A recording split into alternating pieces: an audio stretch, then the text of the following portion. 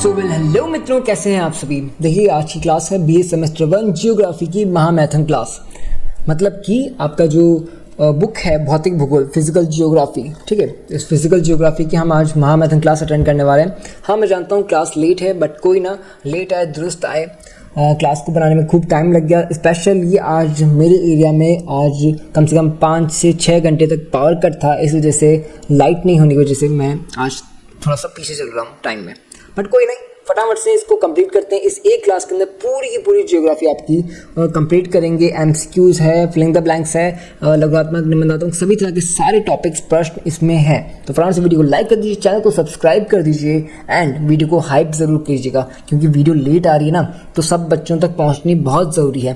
तो आपको क्या मिलेगा, कॉमेंट सेक्शन के पास में एक हाइप का बटन मिलेगा, हाइप। तो हाइप का बटन बार बार दबाइए ताकि कम से कम ये सब तक पहुँचे ये वीडियो, ठीक है। फटाफट से चलिए स्टार्ट करते हैं क्लास को। एंड चलिए फिर, तो नोट्स वगैरह सब कुछ एप्लीकेशन के ऊपर मिलते हैं। फ्री का टेस्ट भी अवेलेबल है। अगर अभी भी आपके पास टाइम है तो एप्लीकेशन डाउनलोड करो। एप्लीकेशन में फ्री का टेस्ट है, फ्री का टेस्ट दोगे, अपनी तैयारी पता चल जाएगी आपको, ठीक है। चलिए फिर, सबसे पहले हम यूनिट 1 के वन लाइनर्स कर रहे हैं। वन लाइनर्स वो होते हैं जिनमें हम एमसीक्यूज में हेल्प हो जाती है और फिलिंग द ब्लैंक्स में हेल्प हो जाती है। मतलब एक लाइन में पूरा आंसर आ जाता है और यही प्रश्न आपके एमसीक्यू बन करके आ सकता है, फिलिंग द ब्लैंक्स बन करके आ सकता है। क्या है वन लाइनर, देखिए। सूर्य से पृथ्वी की स्थिति तीसरे स्थान पर है, ठीक है। सूर्य से पृथ्वी कितने नंबर पर है, तीसरे नंबर पर है। पृथ्वी का एकमात्र प्राकृतिक उपग्रह चंद्रमा है। पृथ्वी का एकमात्र प्राकृतिक उपग्रह चंद्रमा है। सौरमंडल का प्रधान तारा सूर्य है। सौरमंडल का प्रधान तारा कौन सा है, सूर्य है। फिर है सौरमंडल का सबसे बड़ा बृहस्पति है। क्या क्वेश्चन है अपना, सौरमंडल का सबसे बड़ा ग्रह कौन सा है, बृहस्पति है। सौरमंडल के ग्रह सूर्य के चारों ओर परिक्रमा करते हैं। क्या करते हैं, परिक्रमा। अब ये परिक्रमा वर्ड आपके आ सकता है रिक्तांत के अंदर, वहां पे डैश दे दे और आपको पूछा जाए कि वहां क्या आएगा, तो क्या लिखोगे, परिक्रमा। फिर अगला क्वेश्चन है, मंगल और बृहस्पति के बीच पाए जाने वाले छोटे पिंड क्या कहलाते हैं, क्षुद्र ग्रह कहलाते हैं। किसके बीच में पाए जाते हैं, मंगल और बृहस्पति के बीच पाए जाने वाले छोटे पिंड, ओके। चलिए फिर फटाफट से करेंगे इस क्लास को, ओके। जल्दी से जल्दी क्लास को कंप्लीट करना है, तो लाइव कमेंट्स कीजिए एंड बताइए कैसी लग रही है क्लास। जल्दी से शुरू करते हैं ना। ग्रहों के चारों ओर घूमने वाले पिंड उपग्रह कहलाते हैं। ग्रहों के जो चारों ओर घूमते हैं ना पिंड, छोटे छोटे पिंड होते हैं, उन्हें क्या कहा जाता है, उपग्रह कहा जाता है। ब्रह्मांड के विस्तार की खोज एडविन हब्बल ने की थी। किसने की थी, एडविन हब्बल ने। क्या किया था, ब्रह्मांड के विस्तार की खोज की थी। ब्रह्मांड की उत्पत्ति का आधुनिक सिद्धांत बिग बैंग सिद्धांत है। कौन सा सिद्धांत, भाई सिद्धांत तो खूब सारे हैं कि भाई इस मेरे ख्याल से ऐसे बनी होगी दुनिया, मेरे ख्याल से ऐसे ब्रह्मांड बना होगा, बट नहीं, बिग बैंग सिद्धांत जो मिला था वो सबसे कहते हैं ना कि व्यवहारिक माना गया है, सबसे सिद्ध माना गया है कि ये आधुनिक समय में सबसे ज़्यादा इसको माना जाता है। कौन से सिद्धांत को, बिग बैंग सिद्धांत को। पृथ्वी की उत्पत्ति का निहारिका सिद्धांत लाप्लास ने दिया था। पृथ्वी की उत्पत्ति का जो सिद्धांत है निहारिका वाला, वो किसने दिया था, लाप्लास ने दिया था। ज्वारीय परिकल्पना का प्रतिपादन जेम्स जीन्स ने किया था। जेम्स जीन्स ने किसका किया था, ज्वारीय परिकल्पना का। पृथ्वी की उत्पत्ति के संबंध में प्रथम तर्कपूर्ण परिकल्पना इमैनुअल कांट ने दी थी। इमैनुअल कांट ने दी थी। देखिए इस क्लास को फटाफट से हम कंप्लीट करेंगे, इसलिए आपकी भी एक जिम्मेदारी क्या बनती है, वीडियो को पूरा कंप्लीट कर लेना। उसके बाद में वीडियो को पॉज करके सारे जो लाइंस है ना उनको पढ़ना। मैं कह रहा हूँ इस क्लास को अच्छे से इतना बनाया गया है कि सारे टॉपिक्स कवर हो जाएंगे पेपर के अंदर। लगभग आप सारी बातें यहाँ से लिख सकते हो इस एक क्लास से, ठीक है। तो वीडियो को पॉज करके पढ़ना कि क्या लिखा हुआ है। बहुत ईजी अच्छी अच्छी बातें लिखी हुई है, मतलब आपकी लाइन्स बनाने में, आंसर बनाने में काम आएंगी ये बातें। पृथ्वी की अनुमानित आयु लगभग कितनी है, 4.6 अरब वर्ष। कितनी, 4.6 अरब वर्ष। पृथ्वी का औसत घनत्व लगभग 5.5 ग्राम प्रति घन सेमी है। कितना, 5.5 ग्राम प्रति घन सेमी है। अगर आपको इंग्लिश में चाहिए तो इंग्लिश में आपको एप्लीकेशन में मिलेगा। एप्लीकेशन के अंदर नोट्स डाउनलोड कर लो, नोट्स आपको इंग्लिश में भी मिल जाएंगे, बट वो पेड कोर्स है, 149 रुपीज़ का है, उसमें आपको इंग्लिश में भी मिल जाएगा। पृथ्वी की आंतरिक संरचना की मुख्य परतें भूपर पट्टी, मेंटल और क्रॉड है। अच्छा, आंतरिक संरचना की मुख्य परतें कौन कौन सी है, भूपर पट्टी, मेंटल, क्रॉड। भूपर पट्टी, मेंटल, क्रॉड, ओके। चलिए नेक्स्ट अपना, मोह असंबंधितता, क्या, मोह असंबंधितता भूपर पट्टी और मेंटल के बीच पाई जाती है। मोह कहाँ पाई जाती है, असंबंधितता भूपर पट्टी और मेंटल के बीच पाई जाती है। चलिए फिर, महाद्वीपीय विस्थापन सिद्धांत का प्रतिपादन अल्फ्रेड वैगनर ने किया था। महाद्वीपीय विस्थापन सिद्धांत किसने दिया था? अल्फ्रेड वैगनर ने दिया था। सागर नितल प्रसरण सिद्धांत का प्रतिपादन हैरी हैस ने किया था, हैरी हैस ने। देखिए अभी मैं फटाफट से बोल रहा हूँ, हो सकता है कंफ्यूज हो जाओ आप, इसलिए कह रहा हूँ वीडियो पूरा होने के बाद में आराम से पॉज करके पढ़ना, सारी इंपॉर्टेंट चीज़ें लेके आया हूँ। अब बात करें प्रश्नों के बारे में। इसमें लघुनात्मक, निम्नात्मक सभी तरह के प्रश्न बन सकते हैं। लाइक कोई भी टॉपिक आएगा उस टॉपिक से कोई भी, ये आपके लघुनात्मक में पूछा जा सकता है, निबंधात्मक पूछा जा सकता है। तो अपन आंसर देखेंगे फटाफट से। चलिए, निहारिका परिकल्पना क्या है? निहारिका परिकल्पना पृथ्वी और सौरमंडल की उत्पत्ति को समझाने वाला एक महत्वपूर्ण सिद्धांत है। मतलब सौरमंडल कैसे बना और पृथ्वी कैसे बना उसको समझाने वाला एक महत्वपूर्ण सिद्धांत है। इस सिद्धांत के अनुसार प्रारंभ में अंतरिक्ष में गैस और धूल का एक विशाल बादल था। मतलब गैस और धूल जो है एक विशाल बादल के रूप में थी बहुत टाइम पहले, जिसे निहारिका कहा जाता है। क्या कहा जाता है? निहारिका। गुरुत्वाकर्षण के कारण यह बादल धीरे धीरे संकुचित होने लगा। इसके केंद्र में सूर्य का निर्माण हुआ और आसपास के भागों से ग्रहों का निर्माण हुआ। मेरी बात को ध्यान से सुनना, नजरें इन लाइंस के ऊपर रखना कि मैं कहाँ बोल रहा हूँ, ठीक है। एंड अब देखो इसने क्या कहा कि बहुत टाइम पहले गैसें हुआ करती थी, वो गैसें गुरुत्वाकर्षण से संकुचित हो गई। संकुचित होने के बाद में केंद्र के अंदर एक सूर्य का निर्माण हुआ, सूर्य के चारों ओर अन्य ग्रहों का निर्माण हुआ, है ना। तो पॉइंट्स क्या लिख सकते हो? मूल रूप से यह सिद्धांत सौरमंडल के निर्माण की वैज्ञानिक व्याख्या करता है। इस परिकल्पना को इमैनुअल कांट और लैपलेस ने प्रतिपादित किया था। निहारिका एक विशाल गैसीय और धूल का बादल माना जाता है। निहारिका का मतलब क्या होता है? विशाल गैसीय और धूल का बादल। गुरुत्वाकर्षण बल के कारण निहारिका का संकुचन हुआ। निहारिका के बाहरी भाग से ग्रहों का निर्माण हुआ। इस सिद्धांत ने सौरमंडल की उत्पत्ति को वैज्ञानिक आधार दिया था, ठीक है। चलिए फिर नेक्स्ट अपना ज्वारीय परिकल्पना।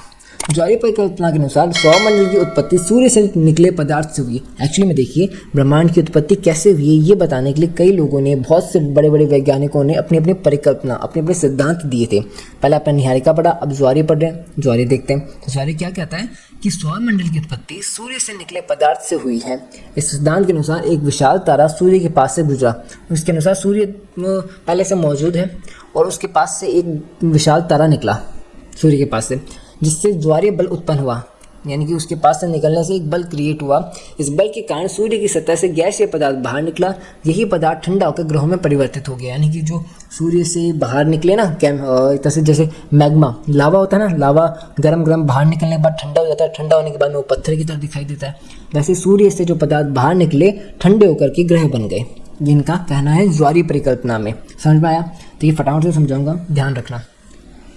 इस सिद्धांत को जेम्स जीन्स और जेफरीज ने प्रस्तुत किया था। दूसरे तारे के गुरुत्वाकर्षण के कारण सूर्य से पदार्थ निकला हुआ पदार्थ धीरे धीरे ठंडा होकर ग्रहों में बदला गया। इस सिद्धांत में ज्वारीय शक्ति की महत्वपूर्ण भूमिका बताई गई है। यह सिद्धांत सौरमंडल के निर्माण की एक अन्य व्याख्या देता है।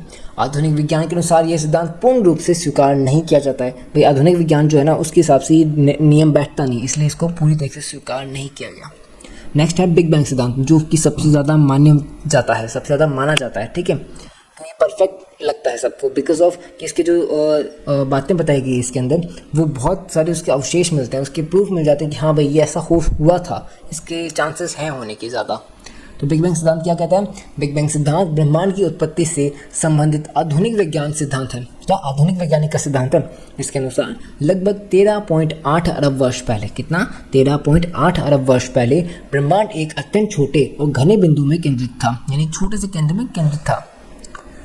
अचानक हुए महाविस्फोट से पदार्थ और ऊर्जा चारों ओर फैल गए। इसी विस्तार से आकाशगंगाएं, तारे और ग्रहों का निर्माण हुआ। यानी महाविस्फोट हुआ, सब हवा में फैल गए, हवा में नहीं मतलब अंतरिक्ष में फैल गए। एंड वहाँ से आकाशगंगाओं का, तारों का, ग्रहों का निर्माण हुआ, ठीक है। तो ब्रह्मांड की उत्पत्ति हो गई। तो बिग बैंग सिद्धांत को आधुनिक ब्रह्मांड विज्ञान का आधार माना जाता है। इस सिद्धांत के अनुसार ब्रह्मांड का विस्तार आज भी जारी है। यानी कि आज भी वो फैल रहा है, आज भी वो दूर जा रहा है उस केंद्र के बिंदु से, ठीक है। चाहे स्पीड स्लो होगी, कुछ भी होगी, वो आज भी विस्तार हो रहा है उसका, ठीक है, ब्रह्मांड का। जॉर्ज लेमेत्रे इस सिद्धांत के प्रमुख प्रतिपादक माने जाते हैं। कौन? George Lemaître. ब्रह्मांडीय सूक्ष्म तरंग विकिरण इस सिद्धांत का महत्वपूर्ण प्रमाण है। आकाशगंगाओं का दूर जाना भी ब्रह्मांड के विस्तार को दर्शाता है। इसी प्रक्रिया से सूर्य और पृथ्वी का निर्माण हुआ है। किस प्रक्रिया में? बिग बैंग सिद्धांत की प्रक्रिया में। तो आपको 3 प्रक्रियाएं यहाँ पे 3 सिद्धांत बताए थे, निहारिका, ज्वारीय, बिग बैंग। ओके, चलिए नेक्स्ट क्वेश्चन अपना, पृथ्वी का भूवैज्ञानिक इतिहास क्या है? तो ये भूवैज्ञानिक इतिहास समझिए, पृथ्वी की उत्पत्ति से लेकर वर्तमान समय तक होने वाले सभी भूवैज्ञानिक परिवर्तनों को पृथ्वी का भूवैज्ञानिक इतिहास कहा जाता है। सीधी सी बात है यार, जो भूविज्ञान है हमारा, उसकी जितनी भी हिस्ट्री है ना, उसे भूवैज्ञानिक इतिहास कहा गया है। भूगोल का इतिहास भूवैज्ञानिक इतिहास, ठीक है। बट इसमें हम करेंगे पृथ्वी की उत्पत्ति की। तो पृथ्वी की उत्पत्ति जैसे जैसे चरण आए, जैसे जैसे स्टेप आए, उस इतिहास को हम क्या कहते हैं? पृथ्वी का भूवैज्ञानिक इतिहास कहते हैं। वैज्ञानिकों ने पृथ्वी के लगभग 4.6 अरब वर्षों के इतिहास को विभिन्न महाकल्पों और युगों में विभाजित किया है। नहीं मतलब लाइक 200 ईसा पूर्व, 400 ईसा पूर्व, ये एक विभाजन हुआ है ना, वैसे ही ये भूगोल को भी विभाजन करने के लिए उन्होंने महाकल्पों का, युगों का विभाजन किया है। इन कालों में पृथ्वी की संरचना, जलवायु और जीवन के विकास में महत्वपूर्ण परिवर्तन हुए। लाइक मैं आपको थोड़ा सा और एग्जांपल में समझाऊं, लाइक अपने त्रेता युग है ना, एंड कलयुग है, द्वापर युग है, तो इनको हमने युगों में बांट दिया समय को, है ना। वैसे ही भूगोल के लिए कुछ वैज्ञानिकों ने महाकल्पों और युगों में भूगोल को समझने के लिए, आसानी से समझने के लिए युगों में बांट दिया है, महाकल्पों में बांट दिया है कि भाई इस महाकल्प में इस चीज़ का विकास हुआ था, इस महाकल्प में इस चीज़ का विकास हुआ था पृथ्वी के अंदर, है ना, ये बात जानने के लिए। चलिए तो नेक्स्ट चलते हैं। तो इसमें एक इंपॉर्टेंट पॉइंट क्या है, इसमें प्रमुख महाकल्प प्रोटेरोजोइक और फेनेरोजोइक है, ठीक है। इन युगों में जीवन और पर्यावरण में बड़े परिवर्तन हुए हैं। आप इसे आराम से पढ़ लीजिएगा, मैं फटाफट से कंप्लीट कराऊंगा। पृथ्वी की आंतरिक संरचना को समझाइए। पृथ्वी की आंतरिक संरचना पृथ्वी के अंदर स्थित विभिन्न परतों को दर्शाती है। भाई आंतरिक संरचना की बात हो रही ना, तो पृथ्वी के अंदर की बात होगी। आंतरिक मतलब अंदर। पृथ्वी के अंदर क्या संरचना है, इसका ज्ञान मुख्य रूप से भूकंपीय तरंगों के अध्ययन से प्राप्त होता है। भूकंपीय तरंग, एस तरंग, पी तरंग, ये तरंगे होते हैं जो लहराती हुई सी आपको दिखाई देंगी। अगर आप चार्ट देखोगे ना भूकंपीय तरंगों का, तो आपको तरंगें दिखाई देती हैं। वो तरंगें किस तरीके से आ रही हैं, टकरा के आ रही हैं, टेढ़ी मेढ़ी आ रही है, उस हिसाब से हम आइडिया लगाते हैं कि भाई शायद यहाँ पे परत कठोर थी या मुलायम थी, या फिर यहाँ पे द्रव्य परत है, या फिर कोई ठोस परत है। उसका आइडिया लगाते हैं कैसे, जब उन तरंगों की हम दिशा को, बनावट को समझते हैं, ठीक है। तो पृथ्वी की आंतरिक संरचना को 3 मुख्य परतों में विभाजित किया गया है, जिन्हें क्रस्ट, मेंटल और कोर कहा जाता है। क्या कहा जाता है? क्रस्ट, मेंटल और कोर। क्रस्ट पृथ्वी की सबसे बाहरी ठोस परत है, क्रस्ट यानी सबसे ऊपरी ऊपर वाली जो बाहर है। मेंटल पृथ्वी की सबसे मोटी मध्य परत है, यानी क्रस्ट के नीचे कौन सी आएगी? मेंटल आएगी। और मेंटल क्या है? सबसे मोटी परत है।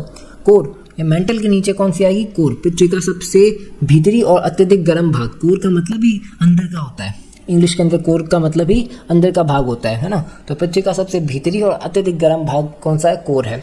कोर मुख्य रूप से लोहा और निकल से बना है। किससे बना है? लोहा और निकल। लोहा और निकल से बना होता है ना, इसी वजह से वहाँ पे गुरुत्वाकर्षण बल भी बनता है। इसको भी हम ये आप पढ़ोगे अपने सेमेस्टर जो 2 आएगा ना, सेमेस्टर 2 और सेमेस्टर 3, वहाँ पे भी इसके बारे में थोड़ी सी बात आएगी गुरुत्वाकर्षण बल की।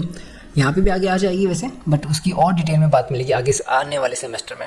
चलिए, मेंटल में संबंध धाराएं पाई जाती है। क्रस्ट की मोटाई महाद्वीपों और महासागरों में अलग अलग होती है, यानी महाद्वीपों में अलग होगी मोटाई और महासागरों में क्रस्ट की मोटाई अलग अलग होगी। ओके, चलिए फिर नेक्स्ट क्वेश्चन है, महाद्वीपीय विस्थापन सिद्धांत क्या है? बहुत इंपॉर्टेंट चीज़ है, ध्यान से देखना। महाद्वीपीय विस्थापन सिद्धांत के अनुसार वर्तमान महाद्वीप पहले एक ही विशाल भूखंड के रूप में जुड़े हुए थे, यानी कि आज का जो अपना महाद्वीप है, लाइक महाद्वीप कितने हैं? एशिया है, जो अपना अंटार्कटिका महाद्वीप है अपने, और ये जो उत्तर अमेरिका है, दक्षिण अमेरिका है, ओके, ये सब महाद्वीप बने हुए हैं बड़े बड़े, ठीक है। तो ये महाद्वीप बने कैसे? पहले क्या था, जब पृथ्वी थी शुरुआती टाइम के अंदर, तब एक ही बड़ा भूखंड था, एक ही महाद्वीप था। उस महाद्वीप के टुकड़े हुए, वो दूर दूर फैल गए, तो उसी को बताया गया महाद्वीपीय विस्थापन। समझते हैं?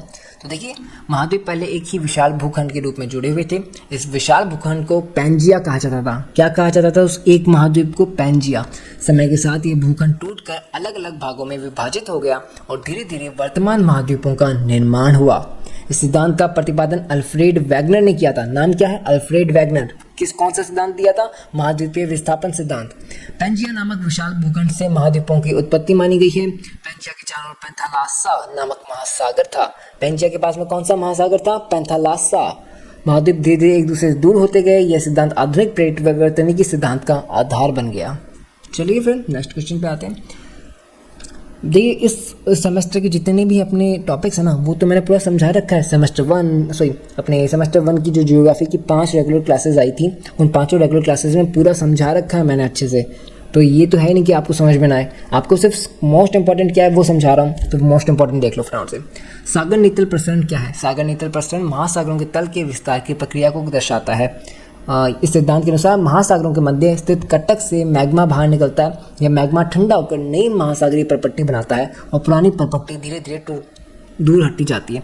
मतलब सीधी सी बात है, महासागर नीतल महासागर है ना अपना, महासागर के अंदर जो ज़मीन नीचे बनी हुई ना वो ज़मीन वहाँ कैसे बनी? तो भाई सीधी सी बात है, मैग्मा निकलता है, मैग्मा ठंडा हो जाता है पानी के अंदर, वो एक ज़मीन बनाता है और जो पुरानी ज़मीन थी वो टूट करके हट जाती है, दूर हट जाती है। बट नई ज़मीन कैसे बनती है? मैग्मा निकल के ठंडा हो जाता है, ठंडा होकर के वो एक नई ज़मीन बना देता है। इसको ये जो सिद्धांत है, इसका सिद्धांत किसने प्रतिपादित किया था? इसने हैरी हेस ने किया था। ठीक है, ओके चलिए फिर नेक्स्ट क्वेश्चन पे आते हैं। प्लेट विवर्तनिकी सिद्धांत क्या है? ये भी इंपॉर्टेंट है, ध्यान से देखिए। प्लेट विवर्तनिकी सिद्धांत पृथ्वी की सतह पर होने वाली भूगर्भीय गतिविधियों को समझाने वाला आधुनिक सिद्धांत है। मतलब कि प्लेट विवर्तनिक सिद्धांत पृथ्वी की सतह पर होने वाली भूगर्भीय गतिविधियों को समझाने वाला आधुनिक सिद्धांत है। इसके अनुसार पृथ्वी का स्थल मंडल कई बड़ी बड़ी प्लेटों में विभाजित है।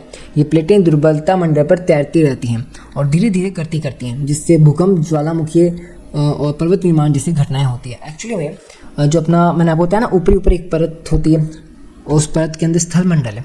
अब उस स्थल मंडल के अंदर भी छोटी छोटी और भी कई परतें होती हैं। वो परतें आपस में चलती गतिशील होती हैं, एक इस दिशा में जा रही है, एक उस दिशा में जा रही है, यानी गति कर रही हैं। अगर आपने मेरी इससे पहले वाली रेगुलर क्लास देखा हो तो मैंने आपको वहाँ डीपली समझाया कि एक दूसरे की ओर अलग अलग दिशाओं में, समान दिशाओं में ये गतिशील होती हैं। इन गति के कारण क्या होता है? भूकंप आते हैं, उच्चावचों का निर्माण होता है, तो अलग अलग चीज़ें, घटनाएँ होती हैं। तो ये गति जो पृथ्वी के अंदर गति हो रही है ना परतों की, वही है प्लेट विवर्तनिकी सिद्धांत। तो स्थल मंडल कई कठोर प्लेटों में विभाजित है। ये प्लेटें दुर्बलता मंडल पर तैरती रहती हैं। प्लेटों की गति से भूकंप और ज्वालामुखी उत्पन्न होते हैं। प्लेटों के टकराने से पर्वतों का निर्माण होता है। प्लेटों के अलग अलग होने से नई परपट्टी बन जाती है। यह सिद्धांत आधुनिक भूविज्ञान का सबसे महत्वपूर्ण सिद्धांत है। चलिए फिर पेंजिया क्या था? पेंजिया मैंने आपको बताया ना, बहुत टाइम पहले एक बड़ा महाद्वीप हुआ करता था, उस महाद्वीप को पेंजिया कहा जाता था। पेंजिया के पास में कौन सा महासागर हुआ करता था? पैंथालासा। ओके, एंड वैगनर के अनुसार लगभग 200 मिलियन वर्ष पहले की बात बताई गई है। ठीक है, अलग अलग दिशाओं के अंदर वो टूटने के बाद खिसकते चले गए। इस तरीके से अलग अलग अन्य क्या बोलते हैं महाद्वीपों का निर्माण हुआ था। लाइक लारेशिया है, गोंडवाना है, ये अलग अलग महाद्वीपों का निर्माण हुआ था। किससे हुआ था? पेंजिया से हुआ था। और पेंजिया शब्द का अर्थ क्या है? संपूर्ण पृथ्वी। क्या अर्थ होता है? संपूर्ण पृथ्वी। चलिए फिर नेक्स्ट क्वेश्चन देखते हैं। पृथ्वी की क्रस्ट क्या है? पृथ्वी की क्रस्ट मैंने आपको बताया ना, देखिए पृथ्वी अपने 3 परतों में विभाजित है ना, तो उसकी क्रस्ट एक परत है। क्रस्ट पृथ्वी की सबसे भारी और पतली परत है। देखिए पहले कौन सी आती है? क्रस्ट आती है, फिर मैंटल आता है, फिर कोर आता है। तो क्रस्ट कौन सी हुई? ऊपर वाली। क्रस्ट पृथ्वी की सबसे भारी और पतली परत है जिस पर मानव जीवन संभव है। यह परत ठोस चट्टानों से बनी होती है और इसकी मोटाई महासागरों और महाद्वीपों में अलग अलग होती है। महाद्वीपीय क्रस्ट मोटी होती है जबकि महासागरीय क्रस्ट अपेक्षाकृत पतली होती है। आप पता चल गया कौन सी पतली होती है कौन सी मोटी? तो महाद्वीपीय क्रस्ट तो होती है मोटी, यानी जो महाद्वीप है मतलब जहाँ पे ज़मीन है, और जो महासागर है, जो पानी वाली क्रस्ट है, वो होती है पतली। ठीक है, चलिए फिर ये कितनी कितनी मोटी होती है, कितनी कितनी इनकी मोटाई होती है, वो सब किलोमीटर में लिखा हुआ है। कौन सा इसके अंदर पाया जाता है खनिज? देखिए लाइक सिलिका, एल्यूमिनियम पाया जाता है। किससे बनी होती है? क्रस्ट को सियाल भी कहा जाता है। ये सब इसमें बता रखा है। मोह असंबद्धता के बारे में बता रखा है। ये सब हमने अपनी रेगुलर क्लास में बात की थी। ठीक है, यहाँ से मैं इंपॉर्टेंट बता रहा हूँ क्या क्या है। फिर बात करेंगे पृथ्वी की आंतरिक संरचना के अध्ययन के स्रोत। भाई आपके पूछ ले, एक बड़ा क्वेश्चन आ जाएगा अध्ययन के स्रोत समझाओ, तो आप क्या करोगे? प्रत्येक स्रोत बता दोगे। प्रत्येक स्रोत का मतलब होता है खदान और गहरी खुदाई। ठीक है, भूकंप तरंगे बताओगे, लाइक भूकंप तरंगों के थ्रू परतें निकलती, परतें हो गई ना अपने, जैसे भूकंपीय तरंगों के अध्ययन से पृथ्वी की आंतरिक परतों की स्थिति ज्ञात हो जाती है कि भूकंप परतें जो है मोटी हैं, पतली हैं, कहाँ से कैसी हैं, ये सब पता चल जाता है। गुरुत्वाकर्षण और चुंबकीय अध्ययन का पता चलता है। भूकंप विज्ञान का महत्व पता चलता है। ये सब इसमें आप लिख सकते हो। ठीक है, वैगनर का महाद्वीपीय विस्थापन सिद्धांत अगर पूछ ले तो क्या करना है? देखिए वैगनर का महाद्वीपीय विस्थापन सिद्धांत पूछे तो अल्फ्रेड वैगनर ने बताया कि वर्तमान महाद्वीप पहले एक ही विशाल भूभाग का हिस्सा हुआ करते थे, पेंजिया का, एंड फिर ये टूट करके अलग हो गए, महाद्वीप बनते चले गए, तट रेखा की समानता समझाओगे पहले आप, फिर जीवाश्म प्रमाण बताओगे, चट्टानों की समानता बताओगे और प्राचीन जलवायु का प्रमाण दोगे। ठीक है, इन सब को हमने एप्लीकेशन में मैंने जो नोट्स दिए ना वहाँ पे आपको अवेलेबल हो जाएंगे, वहाँ पे आपको पढ़े होंगे आपने। ठीक है, नहीं तो एक बार यहाँ पे थोड़ा सा इतना भी पढ़ोगे ना तो आपके दिमाग में हिट हो जाएगा कि अच्छा कहना क्या चाह रहा है उत्तर। ठीक है, ये 3 अलग से मैंने क्वेश्चन थोड़े से बताए, लाइक पृथ्वी का भूवैज्ञानिक इतिहास, ओके, प्रीकैम्ब्रियन युग, पैजियोलिक युग, मेसोजोइक युग और सिनोजोइक युग, ये अलग अलग युग थे जिनके अलग अलग निर्माण हुआ। लाइक एक में तो आपका पर्पटी का निर्माण हो रहा है, एक में समुद्री जीवों का, एक में डायनासोर का, एक में स्तनधारियों मानव का विकास हो रहा है ना, अलग अलग जीवों का। तो इस प्रकार से आपके युग आए हैं अलग अलग, है ना। चलिए फिर अब बात करेंगे अपन यूनिट नंबर 2 की। यूनिट नंबर 1 कंप्लीट हो चुका है, यूनिट नंबर 2 की शुरू करते हैं। यूनिट नंबर 2 के 1 लाइनर्स फटाफट से देखते हैं। पृथ्वी के आंतरिक बलों से उत्पन्न गति को अंतर्जात बल कहते हैं। आंतरिक बल से जो गति उत्पन्न होती है उसे क्या कहते हैं? अंतर्जात बल। और जो बाह्यजात बल क्या हुए? बाहरी शक्तियों से होते हैं, है ना, उल्टा हो गया। चट्टानों की मुड़ने की प्रक्रिया को क्या कहते हैं? वलन। चट्टान अगर मुड़ जाए तो उसे क्या कहेंगे? वलन। चट्टान की टूटने की प्रक्रिया को क्या कहेंगे? भ्रंशन। चट्टान अगर टूट जाए तो उसे क्या कहेंगे? भ्रंशन। भ्रंशन के कारण बनने वाली घाटी को ग्राबेन कहते हैं। अगर भ्रंशन यानी कि चट्टान की टूटने की प्रक्रिया हो गई, अब भ्रंशन हो गया। अब भ्रंशन से अगर कोई घाटी बन जाए, घाटी यानी कि घाटी समझ गए ना, खूब गहरी घाटी होती है ना, आपके नाड़ सी बन जाती है अंदर, तो वैसे ग्राबेन कहा जाता है। उसे क्या कहा जाता है? ग्राबेन। भ्रंशन के कारण ऊपर उठे भाग को हॉर्स्ट कहते हैं। क्या कहते हैं? हॉर्स्ट। देन हिमालय पर्वत वलन पर्वत का उदाहरण है। जो हिमालय पर्वत है ना, वो कौन से पर्वत का उदाहरण है? वलन पर्वत का। ठीक है। पर्वत निर्माण के भू सन्नति सिद्धांत का प्रतिपादन कोबर ने किया था। तापीय संकुचन सिद्धांत का प्रतिपादन जेफरीज ने किया था। संवहन तरंग सिद्धांत का प्रतिपादन आर्थर होम्स ने किया था। पृथ्वी के भीतर से निकलने वाले पिघले पदार्थ को मैग्मा कहते हैं। पृथ्वी की सतह पर निकले मैग्मा को लावा कहते हैं। अगर पदार्थ सिर्फ अभी तक ऊपर ही है, कि क्या बोलते हैं अपने ज्वालामुखी तक ही है, तो वो मैग्मा है। बट अगर वो पृथ्वी की सतह पर आ जाता है तो उसे लावा कहेंगे। ज्वालामुखी के मुख को क्रेटर कहते हैं। क्या कहते हैं? क्रेटर। ज्वालामुखी क्रिया से बनी बड़ी झील को काल्डेरा कहते हैं। ठीक है। ग्रेनाइट एक आग्नेय चट्टान है। चूना पत्थर एक अवसादी चट्टान है। संगमरमर एक कायांत्रित चट्टान है। अब देखिए यहाँ पे आपको उदाहरण भी पता चल गया। आग्नेय चट्टान का उदाहरण क्या? ग्रेनाइट। अवसादी का क्या उदाहरण है? चूना पत्थर। कायांत्रित का क्या उदाहरण है? संगमरमर। शैलों के अपने स्थान पर टूटने और विघटन की प्रक्रिया को अपक्षय कहते हैं। लाइक शैल है, मतलब शैल का मतलब चट्टान है। चट्टान अपने स्थान पर टूट गई है, विघटन हो गया, यानी कैसे भी करके उसका चूरा चूरा हो गया है, वो टूट गई है। टूट करके अगर अपने स्थान पर ही है तो उसे अपक्षय कहेंगे। अगर वो टूट करके कहीं बह जाती है, लाइक कुछ पत्थर है, पत्थर टूट करके वहीं गिरा रह गया, तो उसे अपक्षय कहेंगे। बट टूट करके वो हवा के साथ में, पानी के बहाव के साथ में किसी भी तरीके से यहाँ से दूर चला जाता है, स्थानांतरित हो जाता है, तो उसे अपर्दन कहते हैं। ओके, चलिए फिर अंतर्जात और बहिर्जात गतियाँ क्या है? ओके, ये इंपॉर्टेंट क्वेश्चन है। अंतर्जात बहिर्जात गतियाँ क्या है? आपकी परिभाषा आपको यहाँ मिल रही है। वीडियो को पॉज करोगे और पढ़ोगे इसको ध्यान से। ओके, मैं इसको अभी पूरा नहीं करा पाऊंगा, जस्ट बिकॉज आप समझ पाओ कि पहली क्लास लेट है। अब मैं इसको अच्छे से एक्सप्लेन करने बैठूंगा, मज़ा तो आ जाएगा, हमें भी, आपको भी मज़ा आएगा अच्छे से समझने में। बट ये भाषा जो है ना, बड़ी प्यारी भाषा है। इस भाषा को पढ़ोगे तो ही आपका काम हो जाएगा। मतलब मैं पढ़ाऊँ, ज़रूरी नहीं है कि मैं इसको अब एंड टाइम में इसको कराने बैठूं।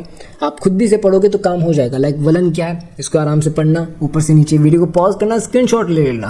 ज़्यादा क्वेश्चन नहीं है इसका। पूरी क्लास में मैं टोटल 50 क्वेश्चन ही लेके आया हूँ। अब 50 क्वेश्चन में से आपका पेपर आ जाए तो क्या ही बात हो जाएगी ना भाई, बड़ा मज़ेदार चीज़ होती है। तो आप अलग अलग फटाफट से क्वेश्चन देखते चलिए और उनका स्क्रीनशॉट ले लेना, या फिर पॉज करके पढ़ते हुए चलना। बहुत ईजी काम हो जाएगा। पॉज करके अगर पढ़ के चल रहे हो, पॉज करो और पढ़ते चलो। ठीक है। अगर अभी लाइव देख रहे हो, ठीक है, मतलब अभी मैं इसको स्ट्रीम करूँगा, प्रीमियर करूँगा, अगर लाइव देख रहे हो तो एक बार ख़त्म होने दो उसको, उसके बाद में पॉज करके पढ़ लेना। ठीक है। तो अभी आप देख लो आगे, कोबर का भू सन्नति सिद्धांत क्या है? तो कोबर का भू सन्नति सिद्धांत आपके सामने है, आप इसको आराम से पढ़ लीजिएगा। ठीक है। तो जेफरीज का तापीय संकुचन सिद्धांत, जो तापीय संकुचन सिद्धांत है वो उसको पढ़ना। ये हैरोल्ड जेफरीज ने दिया था। ठीक है। ये जो था ना अपना, ताप के थ्रू संकुचन हो जाता है, संकुचन की प्रक्रिया हो जाती है, पृथ्वी का ठंडा होने की प्रक्रिया हो जाती है, संकुचन कैसे उत्पन्न होता है, दबाव कैसे है, तो इस चीज़ को समझाया गया है इसके अंदर थोड़ा सा। होम्स का संवहनीय तरंग सिद्धांत, ये भी समझना। ठीक है, ये भी इंपॉर्टेंट है, मेरे ख्याल से क्वेश्चन आ सकता है। होम्स का संवहनीय तरंग सिद्धांत ये आ सकता है, तो इसको भी ध्यान से पढ़ लेना। ये क्या है इसको थोड़ा सा एक्सप्लेन कर लेता हूँ मैं कि होम्स ने पर्वत निर्माण और महाद्वीपीय गतियों की व्याख्या संवहन धाराओं के माध्यम से की थी। उनके अनुसार पृथ्वी के मंडल में गर्म पदार्थ ऊपर उठता है और ठंडा पदार्थ नीचे चला जाता है। इस प्रक्रिया से संवहन धाराएं बनती है जो पृथ्वी की प्लेटों में गति प्रदान करती है। मतलब कि ये पदार्थ के ऊपर नीचे चलने की प्रक्रिया है ना, कि भाई गर्म ऊपर आ रहा है, ठंडा नीचे जा रहा है, तो ठंडा तो भारी है तो वैसे ही नीचे जाएगा। गर्म हमेशा हल्का होता है, ठीक है, उसके जो अणु होते हैं ना, वो परमाणु अणु जो भी आपने पढ़े हैं वो हल्के होते हैं और हल्के होने की वजह से वो ऊपर उठ जाते हैं, ठंडा पदार्थ नीचे चला जाता है। अब इनके बीच में गति हो रही है, इस गति को क्या कहा गया है? संवहन धाराएं कहा गया है। और इन संवहन धाराओं से क्या होता है भाई? प्लेटों में गति होती है। चलिए, ज्वालामुखी क्या है? ज्वालामुखी क्या है इसको अच्छे से समझ लेना, इसका भी एक क्वेश्चन बन सकता है। लाइक ज्वालामुखी क्या है इसको पूरी तरीके से समझाओ, उसके कोई प्रकार के बारे में भी पूछ सकता है ना। नोट्स में आपको प्रकार भी मिल जाएंगे, तो यहाँ पे आप पढ़ लीजिए ज्वालामुखी क्या है। फिर शैल क्या है? शैल मतलब चट्टाने। चट्टाने कई प्रकार की होती हैं, लाइक आग्नेय चट्टान, अवसादी चट्टान, रूपांतरित चट्टान। मैंने आपको उनके उदाहरण भी बताए थे, है ना। तो चट्टाने कैसे बनती है वो बताओ, फिर चट्टानों के प्रकार बताओ कि भाई आग्नेय चट्टान क्या है, अवसादी क्या है, रूपांतरित क्या है। उनके उदाहरण भी बताओ कि ग्रेनाइट किसका उदाहरण है, संगमरमर किसका उदाहरण है, चूना पत्थर किसका उदाहरण है ना। ये सब आपको बताने, आप यहाँ पे पढ़ो, समझ में आ जाएगा। मतलब अगर ये इस तरह के नोट्स होते हैं जिन्हें आपने कुछ भी नहीं पढ़ा है ना, तो आप इन्हें हिट कर सकते हो। अगर आपने पढ़ रखा है तो आपका रिवीजन हो जाता है।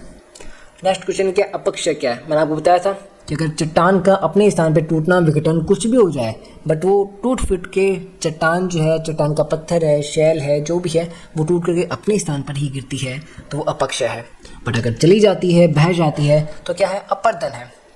अच्छा, ये होता क्या है? ये अनाच्छादन होता है। अनाच्छादन मतलब टूटने विघटन की प्रक्रिया, यानी टूटने की प्रक्रिया को कहते हैं अनाच्छादन। बट सेम जगह पे टूटना मतलब अपक्षय, दूर जाके टूट करके कहीं और चले जाना यानी अपर्दन। ये प्रक्रियाएं हैं अनाच्छादन। अनाच्छादन का ही प्रकार है अपर्दन, अपक्षय, ये सब अनाच्छादन का प्रकार है, ठीक है। चलिए, अनाच्छादन क्या है इसको भी अच्छे से समझ लेना। फिर पर्वत और पर्वत निर्माण का सिद्धांत।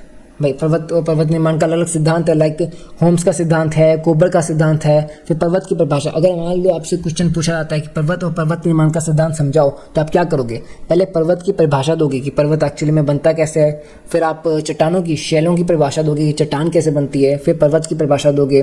देन आप कोबर का सिद्धांत बताओगे पर्वत निर्माण के लिए, कोबर का सिद्धांत। फिर आप भूसन्नति वाली बातें करोगे कोबर के अंदर, एंड होम्स का सिद्धांत बताओगे। देन संपीड़न का प्रभाव बताओगे। ये अलग अलग चीज़ों से आप पूरा आंसर लिखोगे निबंधात्मक में। ज्वालामुखी क्या? ज्वालामुखी आपसे अगर निबंधात्मक पूछ ले तो आप वहाँ क्या करोगे? ज्वालामुखी की परिभाषा दोगे। देन आप सक्रिय ज्वालामुखी क्या होते हैं वो बताओगे। सुप्त ज्वालामुखी क्या होते हैं, मृत ज्वालामुखी क्या है, ज्वालामुखी स्थलाकृतियाँ, यानी ज्वालामुखी से स्थलाकृतियाँ जो बनती है, ज्वालामुखी पिघलने के बाद में जो उसके जो मैग्मा है उससे पिघलने के बाद कैसी कैसी आकृतियाँ बन जाती है, लाइक पठार है, क्रेटर है, काल्डेरा है ना। चलिए, ये आप समझाओगे। ये सब मैं इसलिए नहीं पूरा समझा रहा हूँ, जस्ट बिकॉज मैंने आपको बताया रेगुलर क्लासेस मैंने लगाई थी, ठीक है। क्लास लेट है वो भी मैं मानता हूँ, वरना मैं पक्का अच्छे से दोबारा से समझाता, पक्का मैं दोबारा से समझाता। और इस चीज़ के भी माफ़ी मांगूंगा कि क्लास लेट आ रही है। अगले सेमेस्टर में मैं सारी क्लासेस है ना एग्जाम से 2-3 दिन पहले डालूंगा, पक्का, ये मेरा वादा है आपसे।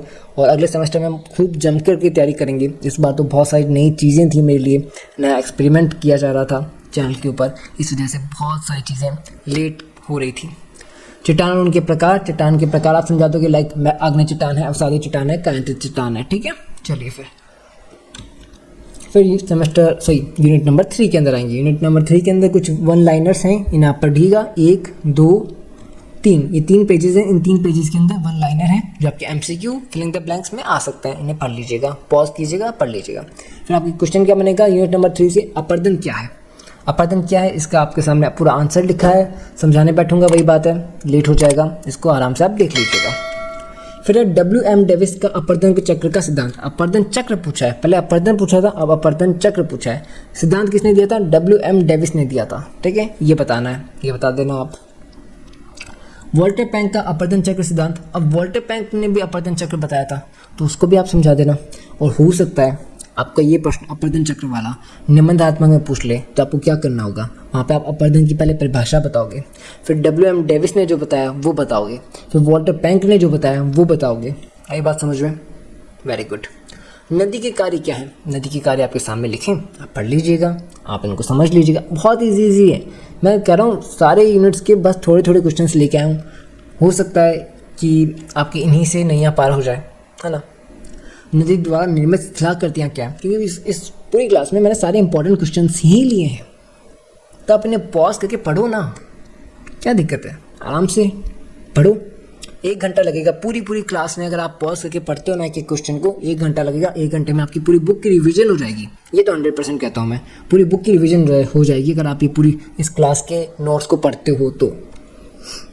फिर हिमनद क्या है, ये भी इम्पॉर्टेंट है। हिमनद कैसे बनते हैं, हिमनद समझ रहे हो, ग्लेशियर, अरे भाई बर्फ़ के पहाड़, उसको पूछा गया कि हिमनद कैसे बनते हैं, हिमनद से कैसे कैसे स्थलाकृतियाँ बनती है ना।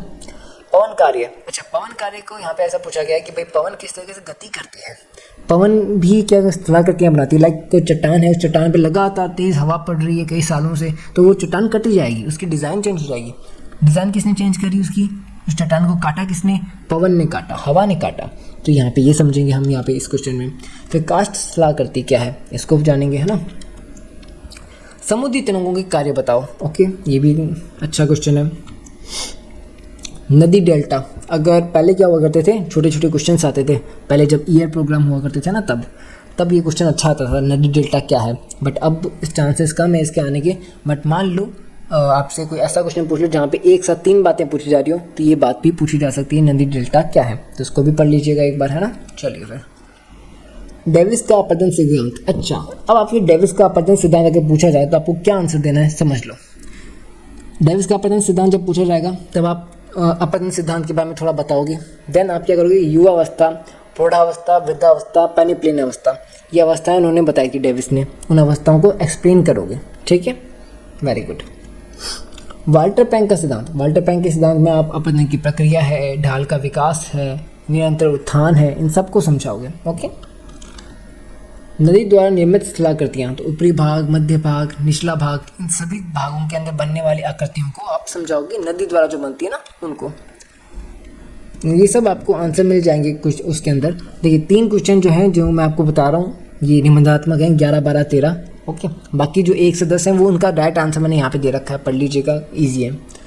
1, 2, 3, ये 3 पेजेस हैं, ठीक है। इन 3 पेजेस के अंदर आपकी इकाई नंबर 4 के 1 लाइनर भी मैंने कंप्लीट कर लिए हैं। मतलब ये वो 4 यूनिट 4 के वो 1 लाइनर्स हैं जो इम्पॉर्टेंट हैं, बहुत चांसेस हैं कि यही आए, है ना।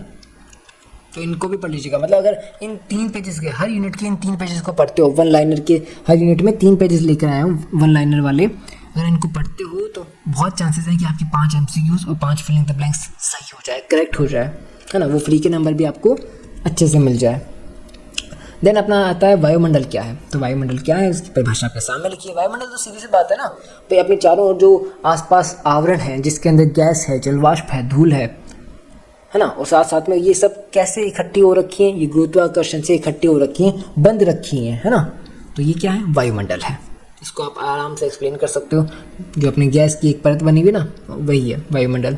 वायुमंडल की संरचना ये आप समझाओगे कि वायुमंडल में कितनी परतें भी होती हैं। मैं बताया था ना कि वायुमंडल है, आपकी जो रेगुलर क्लास हुई वहाँ मैंने बताया था अच्छे से कि हवा के अंदर कितनी सारी परतें हैं, कि कहीं किसी परत के अंदर तो प्लेन उड़ रहा है, किसी परत में पक्षी उड़ रहे हैं, किसी परत में रेडियो की जो किरणें होती हैं वो काम करती हैं, है ना। तो अलग अलग परतें, लाइक शोभ मंडल, समताप मंडल, मध्य मंडल, आयन मंडल, बाह्य मंडल, है ना, सही बात है।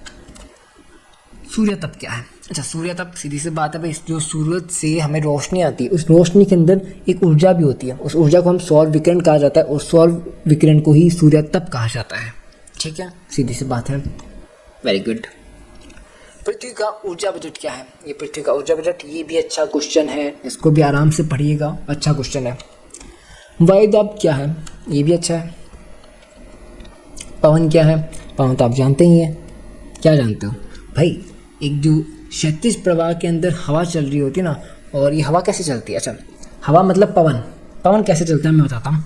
जो अपनी वायु है वो चल बस बैठी हुई है, मान लीजिए स्थिर है, स्थिर वायु उपलब्ध है, जब वो गति करती है तब वो बन जाती है पवन, हवा, ओके। अब गति कर क्यों रही है, तो भाई कहीं पे ऐसा है कि वायु बहुत गर्म है, कहीं पे बहुत ठंडी है।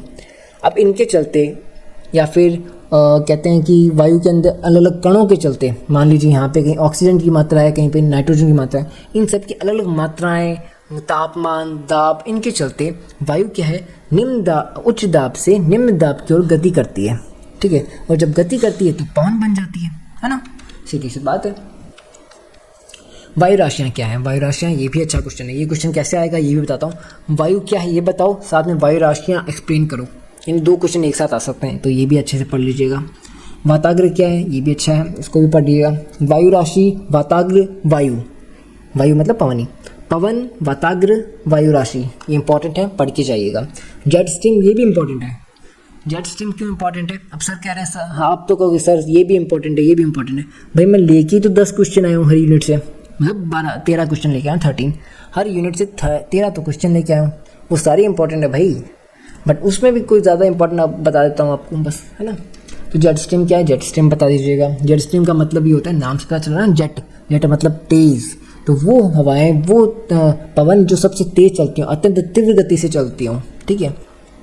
वर्षण क्या है, वर्षण बहुत ईजी है भाई, जो अपने जल वाष्प होती है ना, संघनित होकर के पृथ्वी में गिरने लग जाती है, बर्फ़ की, बर्फ़ ओड़ा हो जाता है ना, ओड़ा, हिमपात, आपने जो मारवाड़ी भाषा में अगर कहें आप ओड़ा, ओड़ा ही वर्षण है, ठीक है, लिख दीजिएगा, ओड़ा कद पड़े, ठीक है। वायुमंडल की संरचना, वायुमंडल की संरचना अगर पूछी जाए निबंधात्मक प्रश्न में, तो आप क्या करोगे, वायुमंडल क्या है ये बताओगे, फिर आप क्षोभ मंडल, समताप मंडल, मध्य मंडल, आयमंडल, बाह्य मंडल, ये सभी का वर्णन करोगे। Okay, very good. पृथ्वी की उष्मा बजट बताओ, तो पृथ्वी की उष्मा बजट में आप क्या करोगे, सौर विकिरण, पार्थिव विकिरण, बादल, ग्रीन हाउस गैसें, इन सब का बताओगे कि पृथ्वी का उष्मा बजट बढ़ता कैसे, यानी पृथ्वी के अंदर जो गर्मी है वो कैसे बढ़ती है, सौर जो सूर्य वाली जो गर्मी ना वो कैसे बढ़ती है स्पेशली, वो बताओगे, एक्सप्लेन करोगे। उष्ण और शीतोष्ण चक्रवात, ये चक्रवात है, उष्ण और शीतोष्ण, इन दोनों के बीच का अंतर बताओ दोगे, ठीक है, वेरी गुड। अब आते हैं अपन इकाई नंबर 5, फटाफट से इकाई नंबर 5 पे आ गए हैं अपन, है ना। 1, 2 और 3 पेज इसके भी हैं, 1 लाइनर वाले। इन तीनों पेजेस को अगर आप पढ़ लोगे तो आपके एमसीक्यूज और फिल इन द ब्लैंक्स भी हो जाएंगे इकाई नंबर 5 के लिए, ठीक है। अब बात करते हैं इकाई नंबर 5 की कुछ प्रश्नों की। तो महासागरीय तली का उच्चावच क्या है, महासागरीय तली मतलब जो अपने महासागर है ना उसके अंदर जो ग्राउंड है, मतलब देखिए ज़मीन तो महासागर के अंदर भी है, पहले पानी है और पानी के नीचे तो ज़मीन तो होगी ही, तो वो जो ज़मीन है उसकी उच्चावच यानी उसकी बनावट वो कैसी है, मतलब क्या, मतलब अपने पानी के अंदर भी पहाड़ होते हैं क्या, पानी के अंदर भी चट्टानें होती हैं क्या, वही इसके अंदर पूछा गया है। तो आप इसको पढ़िएगा, आपको आंसर मिल जाएगा। महाद्वीपीय मग्न तट क्या है, ये मग्न तट भी पूछा गया है, जो पानी के अंदर तैरते हैं वो वाले तटों की बात हो रही है ना। महासागरीय जल की लवणता, लवणता का मतलब क्या है भाई, पानी के अंदर, समुद्र के अंदर कितने लवण घुले हुए, लवण का मतलब है नमक, नमक की मात्रा, लवण की मात्रा को लवणता कहा जाता है। आई बात समझ में, सीधा सा आंसर सुनो, लवण की मात्रा को लवणता कहा जाता है। इसको आप अच्छे से पढ़ोगे तो आपको और भी अच्छा आंसर मिल जाएगा, है ना। चलिए फिर महासागरीय धाराएं, इसको आप समझाइएगा। ज्वार भाटा बहुत इंपॉर्टेंट क्वेश्चन है, यूनिट नंबर 5 में इंपॉर्टेंट क्वेश्चन है। ज्वार भाटा क्या है, ज्वार भाटा देखिए सीधी सी बात है, ज्वार भाटा वही है जो अपने समुद्र के अंदर आपने देखा होगा कि पानी की लहरें ऊपर नीचे उठती हैं, कभी उठना कभी नीचे गिरना, पानी की लहरें ऊपर नीचे उठती है ना, वही ज्वार भाटा है। ज्वार का मतलब उठना, भाटा का मतलब नीचे गिरना, ठीक है, ज्वार भाटा। ये कैसे बनती हैं, तो भाई ये गुरुत्वाकर्षण बनती है सूर्य के गुरुत्वाकर्षण से, चंद्रमा के गुरुत्वाकर्षण से, बट जो इंपॉर्टेंट है वो चंद्रमा है। क्यों, चंद्रमा पास में तो उसका गुरुत्वाकर्षण ज़्यादा है, इसलिए चंद्रमा के गुरुत्वाकर्षण से। इसमें आप बहुत सी सारी बातें लिख सकते हो, लाइक अपने जो पूर्णिमा होती है, अमावस्या होती है, उस दिन ज़्यादा ज्वार भाटा उत्पन्न होता है, एंड दिन में इतनी बार उठता है, एंड बहुत सारी चीज़ें बातें होती है। आप इसको पढ़ोगे तो आपको आंसर मिल जाएगा, है ना। चलिए फिर एनसनो क्या है, एनसनो इसको भी आप आराम से देखिएगा कि एनसनो जो है एक दक्षिणी गोलार्ध से अपने जो समुद्री तापमान, महासागर के अंदर जो हवाएं होती हैं, उनकी जो लहरें होती है, जलवायु होती है, इसी को ये क्या बोलते हैं, व्याख्या दे रहा है कौन, एनसनो, एनसो, ENSO। ओके, चलिए सागरीय निक्षेप क्या है, इसको भी पढ़िएगा। सागरीय निक्षेप ये भी इंपॉर्टेंट है, आपके अथवा में आ सकता है ये क्वेश्चन, सागरीय निक्षेप वाला। ओके, प्रवाल भित्ति क्या है, क्वेश्चन छोटा है, आंसर में मतलब क्वेश्चन में आने का, क्वेश्चन पेपर में आने का चांसेस थोड़े से कम है, बट इसको भी पढ़ लीजिएगा। प्रवाल भित्तियों के प्रकार बताइए, हाँ ऐसे पूछ सकता है वो आपको, प्रवाल भित्ति और प्रवाल भित्तियों के प्रकार दोनों पूछ सकता है, तब तो ये क्वेश्चन बन सकता है भाई, है ना। दोनों अगर मिक्स करके पूछे तो बन जाएगा क्वेश्चन। डार्विन का प्रवाल भित्ति सिद्धांत। अच्छा, और अब तो पक्का बन जाएगा, तो डार्विन जी ने भी प्रवाल भित्ति सिद्धांत बता रखा है ना। तो अब तो बड़ा वाला क्वेश्चन भी बन सकता है, तो पढ़ लीजिएगा 8, 9, 10 प्रवाल भित्ति के बारे में इसको पढ़ लीजिएगा। महासागरीय तली का उच्चावच, मैंने आपको बताया कि उच्चावच के बारे में जब क्वेश्चन आएगा तब आप इस तरीके से कुछ पॉइंट्स लिख सकते हो, पॉइंट्स पढ़ लीजिएगा। महासागरीय जल की लवणता के बारे में अगर क्वेश्चन बने निबंधात्मक वाला, तो आप ये बता दीजिएगा कि लवणता कैसे प्रभावित होती है, वाष्पीकरण से, वर्षा से, नदियों के जल से, तापमान से, है ना, ये आप समझा दीजिएगा। डार्विन का प्रवाल भित्ति सिद्धांत, अरे मैंने अभी तो बात की आपका कि भाई ये 7, 8, 9, 10 बताया था ना, सॉरी 8, 9, 10 की प्रवाल भित्ति वाला क्वेश्चन बन जाएगा। अगर ये तीनों अगर मिक्स रूप में पूछे गए तो आप मिक्स रूप में इसको क्वेश्चन बना सकते हो, डार्विन का प्रवाल भित्ति सिद्धांत, और उसको पूरी तरीके से एक्सप्लेन कर सकते हो आराम से, है ना। तो चलिए फिर आज की इस क्लास में, क्लास बड़ी लेट आई है, आई नो, बट क्लास बड़ी अच्छी आई है सच में। अगर मैं इस क्लास को पूरा एक्सप्लेन करता ना, बड़ा मज़ा आता मेरे को भी, क्यों, जस्ट बिकॉज ज्योग्राफी मेरा फेवरेट सब्जेक्ट है। एंड आप सब जानते हैं मैं जब एकदम इन्जॉय करके पढ़ाता हूँ तो बड़ा मज़ा भी आता है। शुरुआत में मैंने यूनिट 1 पढ़ाई भी, अभी आपको पढ़ाई ना, यूनिट 1 की कुछ आंसर्स कराए तो बड़ा अच्छा लगा। एंड थोड़ा सा टाइम इसलिए भी नहीं दे पा रहा हूँ कि बिकॉज अब लेट हो गया है। बट एक और हाथ में क्या कहते हैं, हाथ में अच्छी चीज़ है, क्या है कि भाई इससे पहले 5 रेगुलर क्लासेस आई थी इस बारे में, तो आपने अगर वो क्लासेस देखी हैं तो आपकी बड़ी हेल्प हो जाएंगी। बस आपको यहाँ पे इंपॉर्टेंट देखने हैं। तो क्या करोगे आप, इस क्लास को दोबारा से चालू करोगे, जहाँ पे क्वेश्चन आता है वहाँ पॉज करो, उसको पढ़ो, नेक्स्ट करो, पॉज करो, पढ़ो, पॉज करो, पढ़ो, बस उनको पढ़ते चलो। मैं कहता हूँ पेपर बढ़िया लिख के आओगे अगर इनको पूरा तरीके से पढ़ लोगे, इस क्लास को पूरा पढ़ लोगे ना, पेपर बढ़िया लिख के आओगे। और अगर एक और डाउट है तो बहुत अच्छी चीज़ बताता हूँ, ऐप डाउनलोड करो, फ्री टेस्ट मिलेगा, अभी के अभी फ्री टेस्ट दे दो, पता चल जाएगा कि कितनी तैयारी है। ठीक है, ऑल दी बेस्ट। एंड अब नेक्स्ट सेमेस्टर में मिलते हैं, बड़ी मस्त तैयारी करेंगे। नेक्स्ट सेमेस्टर में बहुत सारी चीज़ें ला रहा हूँ, नेक्स्ट सेमेस्टर में पक्का। मैंने खुद से पॉकेट मनी से खर्चा किया है कि आपके लिए बहुत सारी नई चीज़ें लेके आ सकूँ। तो मिलते हैं सेम टाइम सेम जगह, एक बार फिर जुड़े रहिए अपने स्टडी मित्र क्लासेस के साथ। धन्यवाद, राधे राधे।